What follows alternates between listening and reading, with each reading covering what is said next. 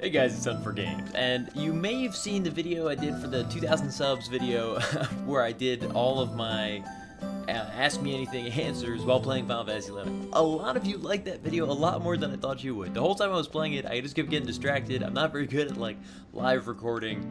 It's the reason that I've only done like 2 Twitch videos ever, and none of you have seen them because it was a long time ago.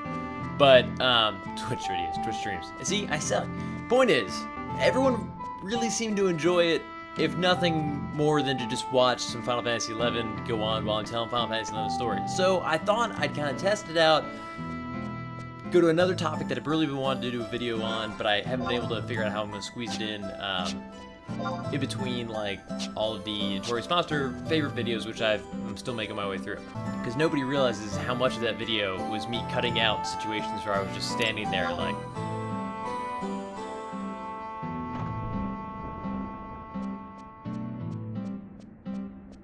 What was I talking about? Seriously though, I get incredibly distracted, but I really wanted to try it again because it was a lot of fun to make despite how ridiculous it felt while I was making it. So, to celebrate more Final Fantasy XI, we're going to one of my favorite zones, Phomiuna Aqueducts. In my head it was always Phomiuna Aqueducts. I said it like that all the time. That's definitely not how it's spelled, so sorry. I remember there were a lot of story aspects for Chains of Prometheus in here. Don't remember what they were, but I remember coming down here all the time for like 3 big reasons. A, to get those amazing Brigade the Stylus Returns quest Subligar to trade for like those awesome job exclusive body pieces level 50. They were really sweet depending on what job you were. We'll go into those in a little bit. Fomor Codexes, which you trade to pop the Notorious Monster that gives you the Swift Bell. And to come down to fight the Notorious Monster for the Swift Bell. The Swift Bell is my favorite story because I remember absolutely none of it. Like, I seriously like blacked out for that whole mission. So I'm gonna go into the Fomor Codex stuff first because I used to do this. This was one of my main money-making strategies in this game. Was one of 2 things. I'd come in here as a Beastmaster, charm this exact loop right here, charm his ass. I can't remember if I had the 2-hour for him or not. If he was like a tough loop, I might have had to. If he was just a decent challenge loop, I just kept charming him over and over again. And I would come fight. He's right around the corner here. I know he's down here. These, were they down here? Yes. Because I would, no, they were not. Nothing that hard was down here. I don't think. Sorry. See? Distracted. Big Jaw. Where is he? Where? Oh no, I'd fight them in this corner. It's the Taurus things. The Doom Eyes.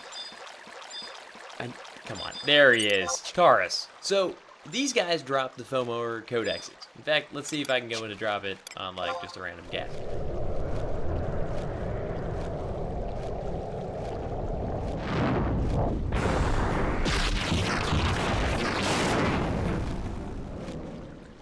No, seriously, I don't think the droppers that good. I used to kill them, like, a lot, and it would take a long time. Because they would sell for a decent amount because they were used to pop the Notorious Monster for the Swift Belt. And the Swift Belt used to be like top 5 waste slots for TP game in the game, and you got it like level 50. What was it? 4 haste, 5 accuracy, minus 5 attack, 3 accuracy. I don't remember. Anyways, it was a decent money making scheme, and you could do it as either Beast, which I did later once I got Beast to 40, because I never had Beast at 75, but I had it like the 40 and 50 range for like a really long time. But more often than not, I came in here as Blue. And you would just kind of fight these guys facing away because they're dangerous. They do like the death gaze. I forget what the name of the move is, but they'll actually like just give you doom. And I've had it happen to me like a million times, but totally avoidable if you just look the other way. Let's see, I don't know. I'll never get him to do it because he can't hit me in game TV. But I would basically fight him like this, like casting blue magic, with occasionally going like, ah. And eventually I'd get unlucky and he'd get me. But if you're safe and like smart and not stupid, you can do this for hours and eventually get the drop. The biggest problem is there's only 3 of these guys, and if anybody else comes to like try and compete against you, it's really annoying. Die. Did I get it? I got it! No. See, this is my point. They're really annoying. Can I ask for these guys? I don't remember.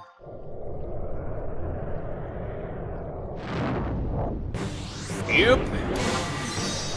So, I did this all the time. It was one of my bigger money makers. A lot of fun.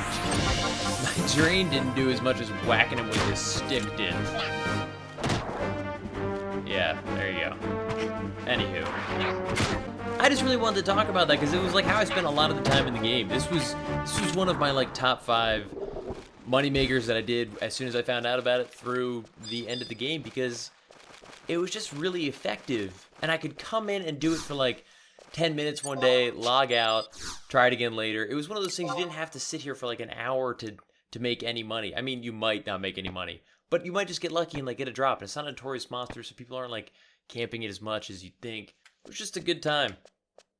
And especially if like a few of my buddies decided we were going to do it together, and we're trying to like, let's see if we can farm them faster and get a few books, a little bit of safety, just relax and kill some Tauruses like for a while. I think they were a decent challenge, because this used to be a level capped area at level 40. I don't know if I mentioned that or not, but obviously that made things far more difficult back then because everything was capped.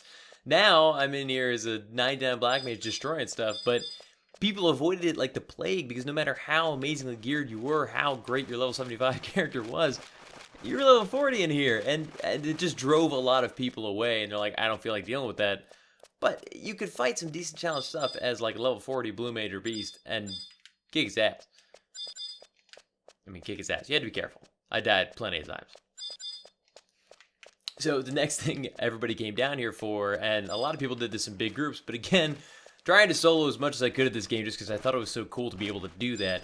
I would come down here as Beastmaster and, oh look, one of these Stegatars. I think this is the harder version. I still can't check and figure it out, but anyways, you'd come down here and you'd definitely 2-hour one of the hardest slimes you could find. And you'd fight these Fomors for the Subligar. Now, if you guys don't remember Subligar, it was like a job-specific Subligar that had like shitty stats. Uniquely unusual, but shitty stats. And it was for this quest, Brigade the Stylist Returns. Now, Brigade the Stylist Returns was amazing because for like half the jobs got awful body pieces. But yeah, I'm skipping around. You'd get a level 50 body piece if you traded in your job's level 50 or 40 Subligar or whatever it is. And the only way you get the Subligar is off these guys. Now, this is obviously the Dragoon, Ninja, Beastmaster, and Thief are in here, but they're all over the zone. Some of these pieces of gear are great up through 75. The Thief one, the Rapparay harness, is amazing. It's like 4 haste, which is great throughout the game. Now at 99, there's way better pieces of gear, which is like the story of my life on all the gear I had for my Thief. But I used to just think it was so fun, especially for jobs that like, it was really good. I would come down here before even leveling it, and I would get it as like a piece of gear that was like my goal to equip that at level 50. Beast has an awesome one. Beast and Bard share theirs. I'll post some of the screenshots of these because they're like all so good. You gotta remember. That one was like 4 charisma with like latent effect refresh, which is awesome for sub white mage. Like literally game changing for soloing as Beast. So I got that one so I could go level Beast. What are some of the other good ones? I've got them up. Hang on. We're gonna lose the music because I clicked out of the game. Yeah, the monk one was like weird. It was like vitality +4, agility +2. But then, oh my gosh, the blue, there was one that was shared between Pup, Rune, I mean not Rune at the time that I was playing, but Blue, Pup, Bard, Red Mage, and now Rune. And it's at level 50, accuracy +3, attack +3. Now that's immediately going to be replaced by better pieces of gear for almost all those jobs. I mean, basically Blue and Pup are the only ones that care about it. But it was really good at 50 for like 5 or 10 levels. Pup, I don't even know if Pup gets anything. I guess Treasures of the Outer God introduced that like +5 accuracy, +5 attack piece at 55. That wasn't there for a long time. For a long time, it was like the best piece of gear to like 65 for Pup. Pup had nothing.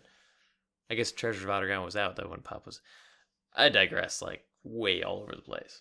It was a cool piece of gear and it looks awesome. I love the style of it. Do I have it in my inventory? I can't wear it on Black Mage. Speaking of Black Mage, who else got some good ones?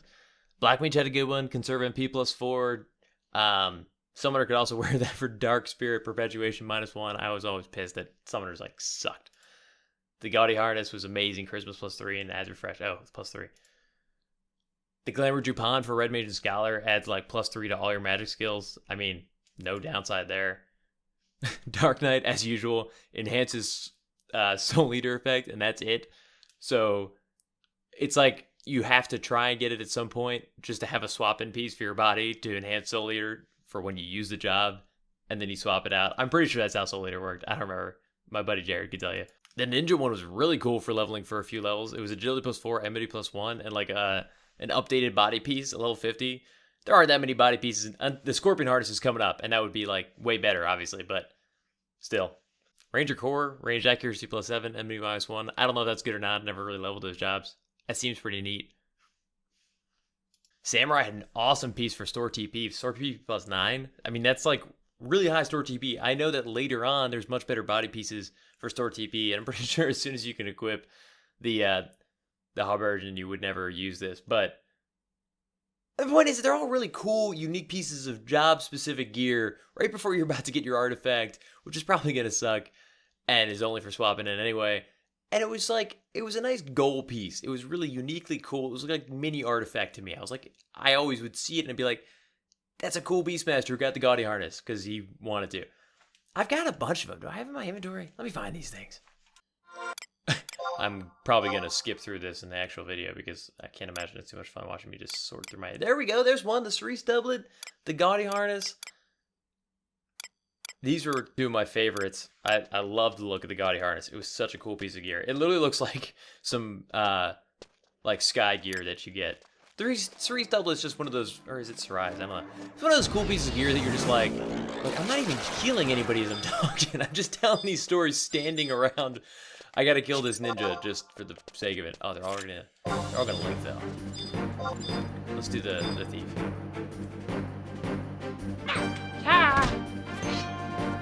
I like how I'm like concerned. Come on, Thievy.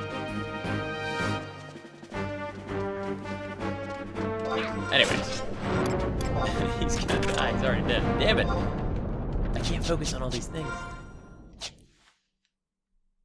Wait. Is the Gemini Subligar really...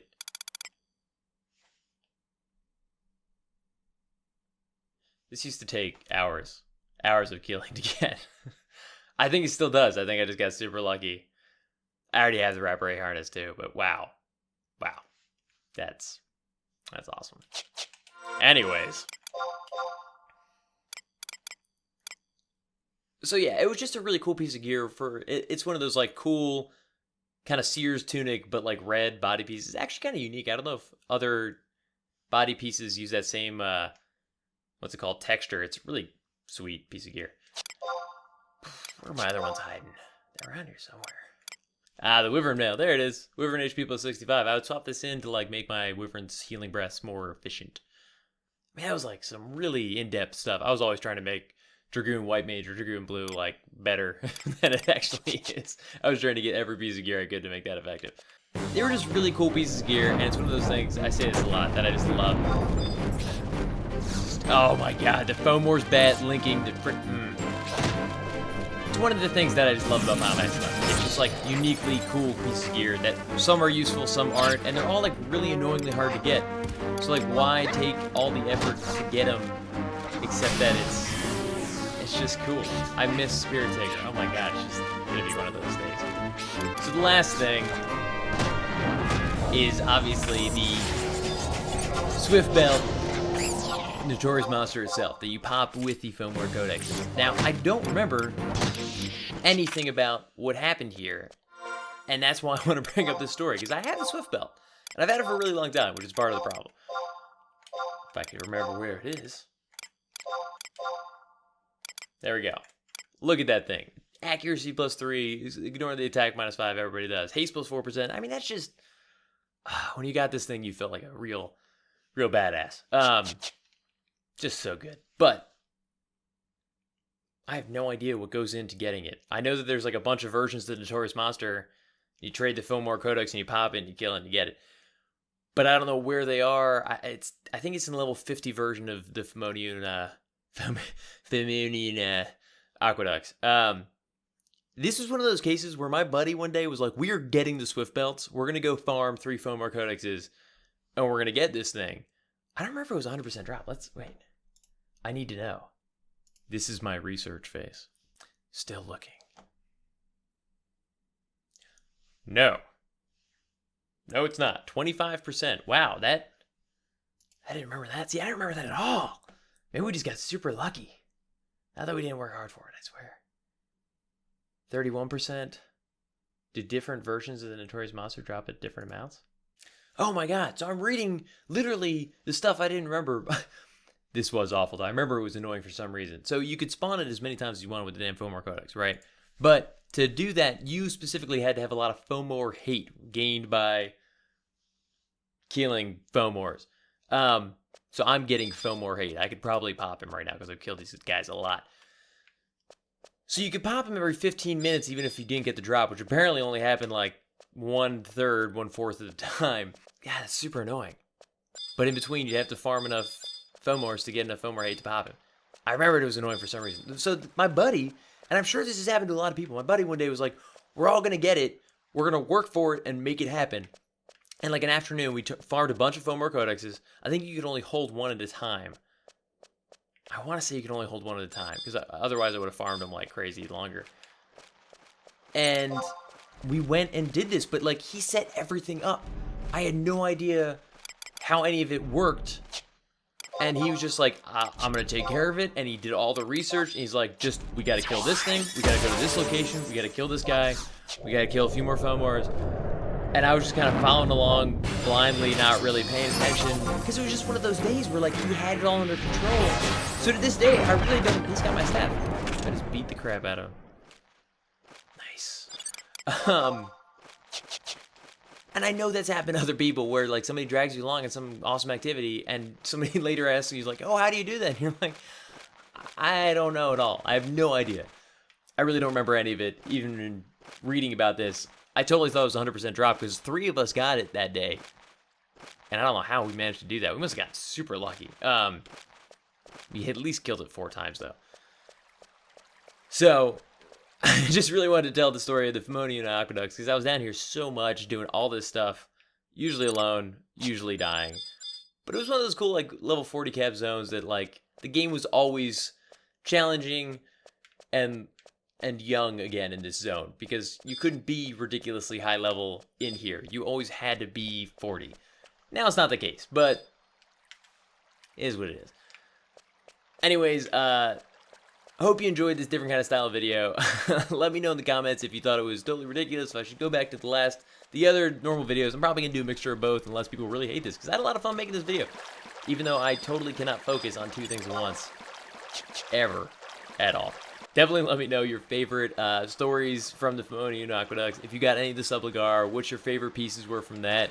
And if you ever did the Swiftwell quest and how pain in the ass it was. Because, like, I totally blacked out for the whole experience. Definitely let me know other missions that you've done that with. Where someone just kind of dragged you along and you finished it and just don't recall any of the details. And like the video if you liked it. And please subscribe if you're new. I've got plenty of videos coming each week. And I really hope to see you guys back. So thanks for watching. Also, Phomiuna Aqueducts. I love these Resident Evil style ladders. We're always like, this is awesome. You just, you look like, I wish everything in the game worked like that, where you just saw like a door like, and then you're like in the next room. Ah, so cool. But I can drop down. That's so weird. So weird, Final Fantasy. Anyways, peace.